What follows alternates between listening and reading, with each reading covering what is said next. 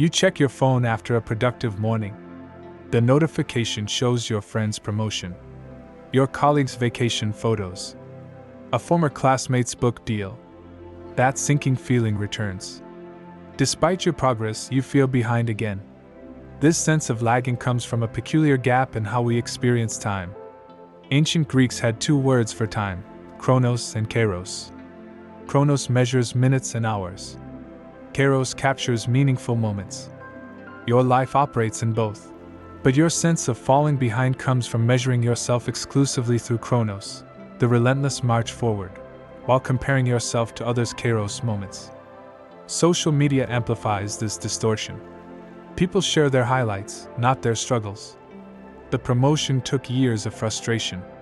The vacation followed months of overtime. The book deal came after countless rejections. You see their destination without witnessing their journey. The philosopher Seneca warned us about this nearly 2,000 years ago. We suffer more in imagination than in reality. Your mind creates a fictional race where everyone else crosses the finish line while you're stuck at the starting blocks. This imaginary competition exists nowhere except in your thoughts. Your brain has evolved to compare. In prehistoric times, social comparison helped determine your place in the tribe, vital for survival. Today, this same mechanism works against you. Psychologist William James noted that the deepest principle in human nature is the craving to be appreciated. When you feel behind, you're really expressing a fear of being deemed insignificant. This fear manifests as a mental accounting system. You track accomplishments, possessions, and experiences against an invisible scoreboard. The problem? The scoreboard keeps changing. Psychologist Mihai Csikszentmihalyi called this hedonic adaptation, the human tendency to quickly return to a baseline level of satisfaction regardless of changes in fortune. You achieve one goal only to find that the finish line has moved. Your sense of being behind also comes from an expectation of linear progress. You were taught life follows predictable stages: education, career, relationship, family, retirement. This linear model rarely matches reality. Author Bruce Feiler calls this the nonlinear life, a path marked by disruptions, restarts, and unexpected turns. Real growth resembles a spiral more than a straight line. Consider the Japanese concept of ikigai, finding meaning at the intersection of what you love, what you're good at, what the world needs, and what you can be paid for. This balanced approach rejects the notion that progress happens in a single dimension. You might be developing in ways your chronological measuring stick doesn't capture. Your standards also shape your sense of progress. Psychologist Albert Ellis identified the masturbatory thinking pattern, the rigid belief that things must, or should, be a certain way. When you tell yourself you should have accomplished more by now, you create unnecessary suffering. These arbitrary deadlines don't reflect your unique path. The constant feeling of inadequacy may also stem from what psychologist Carl Jung called the shadow, the disowned parts of yourself.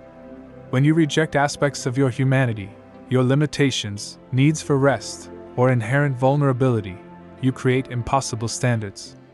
You expect yourself to function like a machine rather than a human. Your perception of time contributes to this feeling. Studies show that as you age, time seems to accelerate. At 30, a year represents just 3% of your life, while at 10 it was 10%. This acceleration creates a sense of urgency.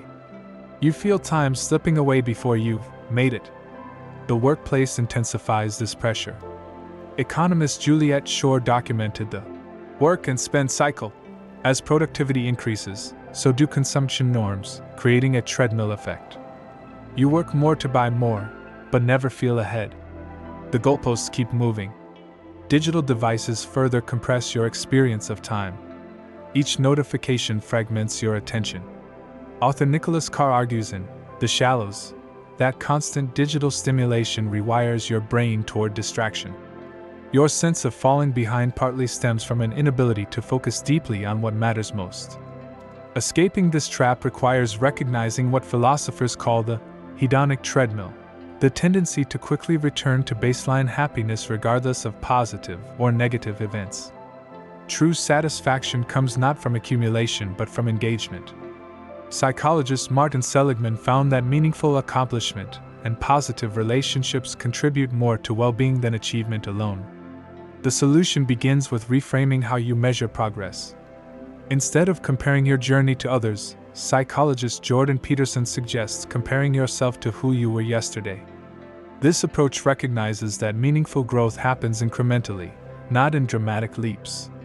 Adopting what psychologist Carol Dweck calls a growth mindset also helps. See challenges as opportunities rather than reflections of fixed ability. The feeling of being behind shifts from threat to potential when viewed through this lens. Practice what Buddhists call mudita, sympathetic joy at others' successes. Their achievements don't diminish your worth.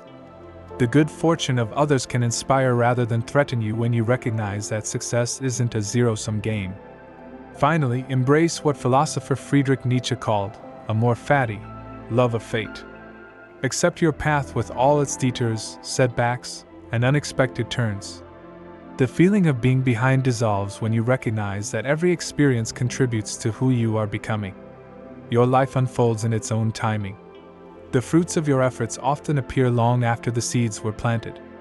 While you focus on what hasn't happened yet, you miss what's developing beneath the surface.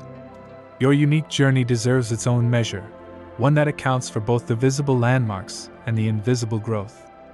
The next time that feeling of falling behind surfaces, remember, the race exists only in your mind. The only meaningful competition is with who you were yesterday. And by that measure, you're exactly where you need to be,